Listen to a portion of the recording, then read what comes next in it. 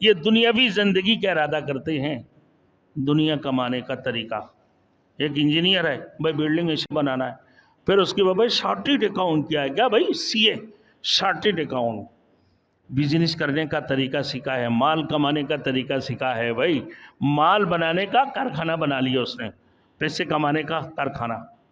اللہ فرمانا ہے کہ جو شخص صرف دنیا کا طالب ہے اور آخرت کی کچھ فکر نہیں رکھتا، اب اس کی طرف زیادہ توجہ نہ دے، یہ تو صرف دنیا کمانے والے ہیں، آخرت کی اس کی فکر نہیں ہے، نہ اللہ سے ملاقات کی ان کی فکر ہے۔ Thanks for watching. Don't forget to like, comment, share and subscribe to Maulana Habibullah Rouhani Official. آگے اللہ نے اپنے پیغمبر کو خطاب کر کے فرمایا فَأَعْرِضْ عَمَّنْ تَوَلَّى عَنْ ذِكْرِنَا، پس اب منہ پھر لے اس شخص سے جس نے روگردانی کی ہمارے یاد سے، جس نے ہمارے یاد سے روگردانی کی نا، اس شخص سے منہ پھر لے۔ آپ فرمایا کہ یہ ہماری یاد سے ارادہ کیا کہ مگر صرف دنیا کی زندگی کا،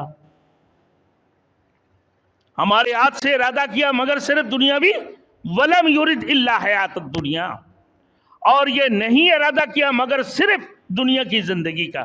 یہ دنیاوی زندگی کا ارادہ کرتے ہیں، دنیا کمانے کا طریقہ۔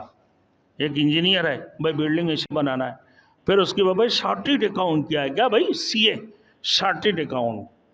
بزنس کرنے کا طریقہ سیکھا ہے، مال کمانے کا طریقہ سیکھا ہے، بھائی مال بنانے کا کارخانہ بنا لیا اس نے، پیسے کمانے کا کارخانہ۔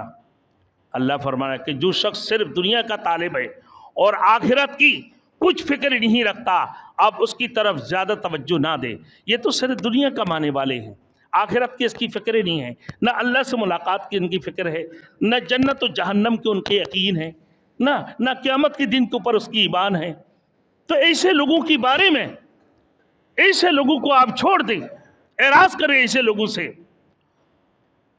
فرمایا کہ اس کی طرف زیادہ توجہ نہ دیں بلکہ اس کی حال پر چھوڑ دیں۔ ایسے لوگوں کے متعلق فرمایا ذالک مبلغہم من العلم، ان لوگوں کا مبلغ علم یہ ہے کہ یعنی ان کی علم کی پہنچ صرف دنیا کے حصول تک ہے۔